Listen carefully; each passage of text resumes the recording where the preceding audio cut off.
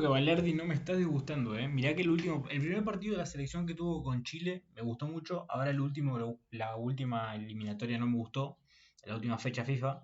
Pero ojo que este partido de Olympique de Marsella con Real Madrid me está gustando. Tuvo varios mano a mano con Mbappé y en todo salió ganando. Está bien, alguna que otra vez lo habrán pasado, lo que sea, está jugando con el Real Madrid y encima juega a presión alta. O sea, él es el principal lugar por donde va a pasar la pelota. Pero no me está disgustando Valerdi, ¿eh? Mirá que yo tenía otra idea, otra perspectiva por la última fecha FIFA, pero si juega así en la selección, tenemos un centralazo.